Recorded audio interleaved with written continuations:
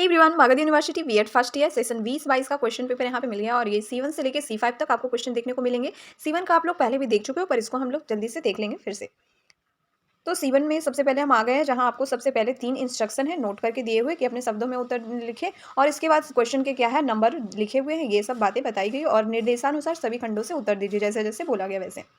Total ये हमारा कितने नंबर का है, तो ये 80 नंबर का है। फुल मार्क्स थ्योरी में हमारे 80 नंबर के हैं और ये टाइम है कितना, तो 3 घंटे का पूरा आपके पास टाइम है। और यहाँ सबसे पहले हमारा सेक्शन ए खंड अ, जिसमें कि आपको 5 क्वेश्चन के उत्तर देने हैं और इसमें क्या है, हर एक क्वेश्चन 10 मार्क्स कैरी करता है। तो और इसमें आपको टोटल 7 क्वेश्चन देखने को मिलेंगे, इसमें से कोई भी आप 5 क्वेश्चन का उत्तर दे सकते हैं। तो सबसे पहला क्वेश्चन है हमारा, बाल्यावस्था की मुख्य विशेषता क्या है, बालक के विकास में परिवार तथा विद्यालय का क्या प्रभाव पड़ता है, व्याख्या कीजिए। तो सेक्शन ए के सारे क्वेश्चन आपके लॉन्ग टाइप के क्वेश्चन है। सेकंड है आपका किशोरावस्था जीवन का सबसे कठिन काल है, इस कथन की व्याख्या करते हुए इस अवस्था के बालक के लिए एक संक्षिप्त कार्यक्रम का सुझाव दीजिए। नेक्स्ट है हमारा थर्ड क्वेश्चन, संज्ञानात्मक विकास से आप क्या समझते हैं, पियाजे के संज्ञानात्मक विकास के सिद्धांत की चर्चा उसके शैक्षिक निहितार्थ सहित कीजिए। और चौथा क्वेश्चन है आपका, बाल विकास पर सामाजिक और सांस्कृतिक परिवर्तन की मान्यताओं का वर्णन कीजिए। और पांचवा क्वेश्चन है, बालक के विकास पर सीमांतीकरण तथा रूढ़िवादिता का किस तरह प्रभाव पड़ता है, वर्णन कीजिए।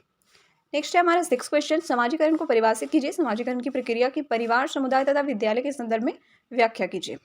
7 नंबर है आपका, सामाजिक सांस्कृतिक संदर्भों पर आधारित अधिगमकर्ता की व्यक्तिगत विभिन्नताओं का वर्णन कीजिए। और ये आपका सेक्शन ए कंप्लीट हो गया 7 क्वेश्चन के साथ। और अब हम देखते हैं सेक्शन बी, जो है हमारा खंड व। इसमें से आपको टोटल 4 क्वेश्चन के आंसर देने हैं, संक्षिप्त छोटा छोटा नोट्स लिखना है। तो आप इसको 3 पेज में लिख सकते हो, या फिर जितने भी पेज आप लिखना चाहो उतना में आप लिख सकते हो। 2, ढाई इसमें भी आप कर सकते हो काम। तो 8 नंबर में हमारा ABCD करके है, तो ए में हमारा है अभिवृद्धि और विकास में अंतर। नेक्स्ट है हमारा बी, बाल्यावस्था में नैतिक विकास। सी है हमारा बच्चे के विकास पर खेल का कार्य। और डी है आपका किशोरों को संभालने में शिक्षक की भूमिका।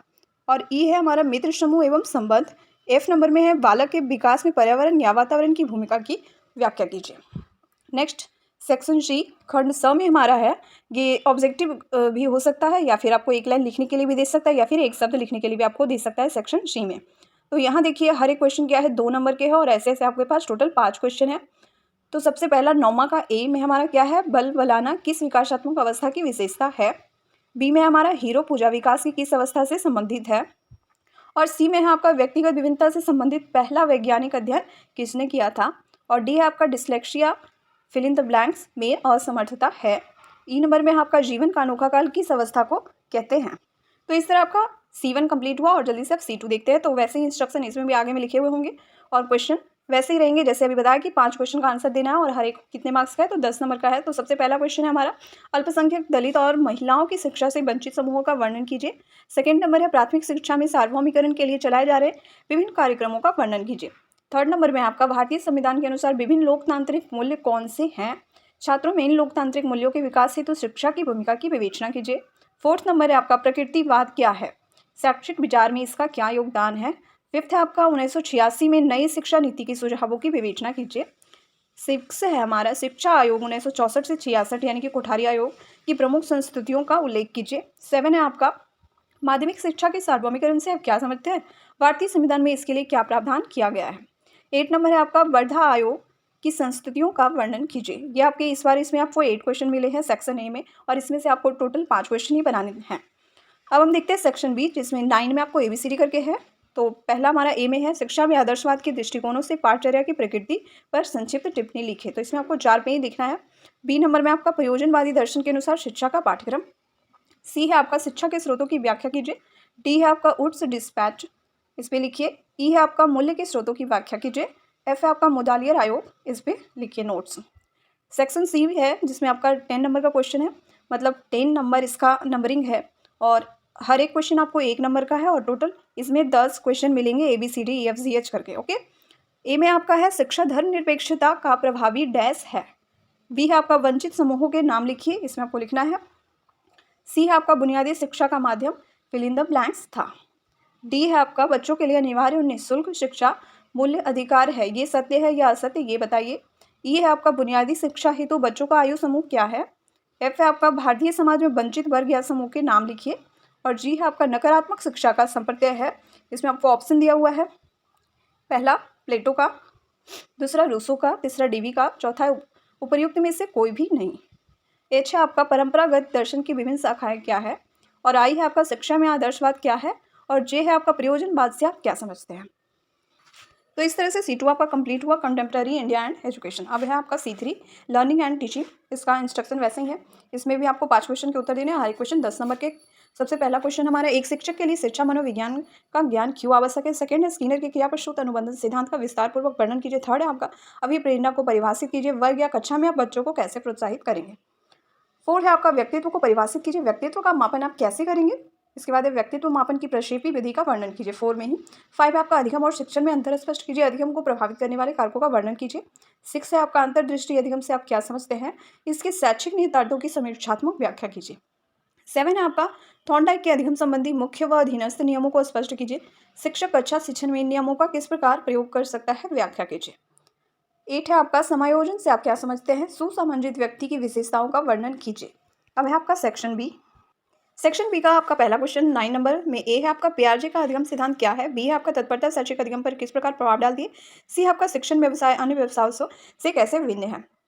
डी है आपका, शिक्षण के चरणों एवं स्तरों का वर्णन कीजिए। ई, अधिगम की संज्ञानात्मक प्रक्रिया से आप क्या समझते हैं। एफ है, अधिगम अक्षमता से आप क्या समझते हैं, अधिगम अक्षम बालक की पहचान आप कैसे करेंगे। अब है सेक्शन सी, जिसमें ABCD करके आपको ऑप्शन दिए हुए हैं, हर एक क्वेश्चन 1 मार्क्स के हैं। तो सबसे पहले, शिक्षा मनोविज्ञान का केंद्र है, ऑप्शन बालक, शिक्षक, पाठ्यक्रम या विद्यालय। बी है, शारीरिक विकास का क्षेत्र है, स्नायुमंडल, मांसपेशियों की वृद्धि, अंतःस्रावी ग्रंथियां या फिर उपयुक्त सभी। सी है आपका, सीखने की खेल विधि उपयोगी है किसमें, बाल्यावस्था तक, पूर्व बाल्यावस्था तक, युवावस्था तक या फिर परिपक्वावस्था तक। डी है आपका, अंतर्दृष्टि सिद्धांत के प्रतिपादक कौन है, तो कोहलर, थॉर्नडाइक, स्किनर और पावला, इनमें से बताना है।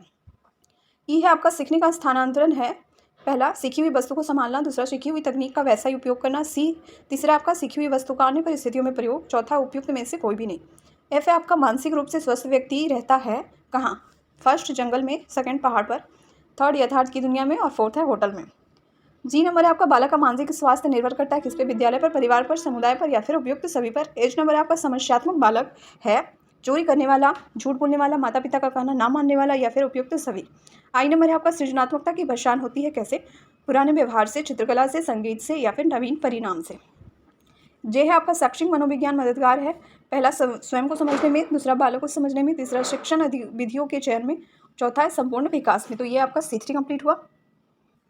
अब देखते हैं हम C4 आपका, ये आपका 50 नंबर का ही है, तो फिर इसमें क्वेश्चन भी कम रहेंगे और लॉन्ग टाइप के क्वेश्चन आपको 2 के ही आंसर करने हैं और जिसके 10 मार्क्स हैं। तो सबसे पहला आपका क्वेश्चन है सेक्शन ए में, भाषा की प्रकृति को स्पष्ट करते हुए मातृभाषा का महत्व बताइए। सेकंड है, पाठचर्या में भाषा का क्या महत्व है, स्पष्ट कीजिए। थर्ड है, बच्चे भाषा का कैसे सीखते हैं, विभिन्न सिद्धांतों के आधार पर समझाइए। अब है आपका सेक्शन बी, जिसमें से कि आपको किन्हीं 3 पे ही लिखना है, शॉर्ट नोट्स और 4 नंबर के ये होंगे। तो चौथा का ए है आपका, भाषा के महत्वपूर्ण संवैधानिक प्रावधानों की चर्चा कीजिए। बी है आपका, प्रश्न कौशल के अर्थ एवं महत्व को बताइए। सी है, शिक्षा में बेहतर निष्पादन के लिए भाषाई कौशलों की महत्व की चर्चा कीजिए। डी है आपका, भाषाई नीतियों के विभिन्न पक्षों की विवेचना कीजिए। ई है आपका, भाषा शिक्षण अन्य अनुशासनों के शिक्षण में किस प्रकार सहायक है, बताइए। सेक्शन सी है आपका, जिसमें कि आपको निम्नलिखित में से सही उत्तर का चयन कीजिए। 8 क्वेश्चन है और 8 क्वेश्चन आपको 1-1 नंबर के हैं। तो सबसे पहला है, LAC का पूर्ण रूप क्या है, मतलब फुल फॉर्म क्या है, इसके ऑप्शन भी दिए हुए हैं। बी है आपका, भाषा क्या है, संचार का मूल उपकरण, दूसरों के साथ संचार की प्रणाली, ध्वनियों और प्रतीकों का उपयोग करते हुए विचारों की अभिव्यक्ति, उपयुक्त सभी। सी है आपका, पाठ्यक्रम डैश की संस्कृति को दर्शाता है। डी है आपका, पैराग्राफ में तर्क और विचारों का संगठन एक महत्वपूर्ण पहलू है। ई है आपका, सुनने के सभी घटक है सिवाय, ऑप्शन है इसमें से चूज करना है। एफ है आपका, निम्नलिखित में से कौन सा कौशल स्कूल या कॉलेजों में संचार में सबसे बड़ा हिस्सा है, सुनना, पढ़ना, लेखन या फिर भाषण। जी है आपका, संचार सुनने का सबसे महत्वपूर्ण पहलू द्वारा सुधार किया जा सकता है क्या, ऑप्शन है पहला, ध्यान पूरी तरह से भुगतान किया। सेकेंड है, संप्रेषण सामग्री उपन्यास दिलचस्प बनाना और आवश्यकता और आधारित होना। थर्ड है, आवाज़ को प्रभावी और प्रभावशाली बनाना। फोर्थ है, उपयुक्त सभी। एच नंबर है आपका, आधुनिक भाषा विज्ञान के पिता के रूप में आप किससे जाना जाता है, सॉरी आप नहीं है, आधुनिक भाषा विज्ञान के पिता के रूप में किससे जाना जाता है, Noam Chomsky, John Hayward, William Robbins, Simon Chomsky. अब आपका C5 है, ये भी 50 नंबर का है। तो किन्हीं 2 प्रश्नों के उत्तर दीजिए। पहला सेक्शन का राजनीतिक एवं बौद्धिक संदर्भ में विषय और पाठचर्या का उद्भव तथा विकास की विवेचना कीजिए। सेकंड है, अनुशासन उन्मुख, अधिगमकर्ता उन्मुख और सामाजिक उन्मुख पाठचर्या की तुलनात्मक व्याख्या कीजिए। थर्ड है आपका, माध्यमिक विद्यालय के अंतर विषय ज्ञान पाठचर्या की बढ़ती आवश्यकता का आलोचनात्मक विश्लेषण कीजिए। 4 है आपका, अधिगम को प्रभावित करने वाले कारकों का उल्लेख कीजिए। और ये आपका सेक्शन बी में 5वां क्वेश्चन, जिसमें से आपको 3 प्रश्नों के उत्तर देने और 4 नंबर के हैं। 5वां क्वेश्चन है आपका, वर्तमान भारतीय परिप्रेक्ष्य में भाषा पाठचर्या के अभिनव विकास का संक्षिप्त वर्णन कीजिए। छठा है आपका, शैक्षिक अनुशासन एवं विद्यालय विषय में अंतर स्पष्ट कीजिए। 7 आपका, सामाजिक न्याय के विद्यालय पाठचर्या में सम्मिलित करने की विभिन्न विधियों का वर्णन कीजिए। 8 है आपका, अंतर्वस्तु चयन के मूल सिद्धांतों को लिखिए। 9 है आपका, पुस्तकालय और भ्रमण पर संक्षिप्त टिप्पणियां लिखिए। और अब है आपका सेक्शन सी, जिसमें से कि 10वां क्वेश्चन और इसमें आपको 8 क्वेश्चन टोटल मिलेंगे और सारे 1-1 मार्क्स के हैं। तो सबसे पहला क्वेश्चन आपका है, अनुशासन की उत्पत्ति लैटिन भाषा के किस शब्द से हुई है? ऑप्शन डिसिपलम, डिसिबल, डिसियन, डिलियसस। सेकेंड है आपका पाठ्यक्रम के प्रकार, जिसमें कि डीवी का पाठ्यक्रम किस सिद्धांत पर केंद्रित है? ऑप्शन है। इसके बाद है राष्ट्रीय पाठ्यक्रम संरचना 2005 में किस बात का समावेश किया गया? ये आपका 6 क्वेश्चन है। इसके बाद आपका 7 क्वेश्चन है, राष्ट्रीय पाठ्यक्रम संरचना 2005 की प्रमुख समस्या क्या है? ऑप्शन है। इसके बाद 8 क्वेश्चन, इनमें से कौन सा पर्यावरण दिवस से संबंधित नहीं है? और ये आपके ऑप्शन रहे। Thank you. आपको अगर पसंद आया हो तो ज़रूर चैनल को लाइक सब्सक्राइब कीजिएगा अगर आपको हमारी मेहनत पसंद आई है तो, और स्क्रीनशॉट लेके आप जल्दी से आप अपने कॉपी में लिख सकते हो और इसको आगे का आप सॉल्व करके आप अपने एग्जामिनेशन में से हेल्प ले सकते हैं। Thank you. अभी अगर कोई क्वेश्चन है तो आप उसको कमेंट में ज़रूर पूछिए। Thank you. हमारी कोशिश पसंद आई है तो लाइक सब्सक्राइब जरूर कीजिएगा। Thank you. मिलते हैं नेक्स्ट वीडियो में। Bye bye.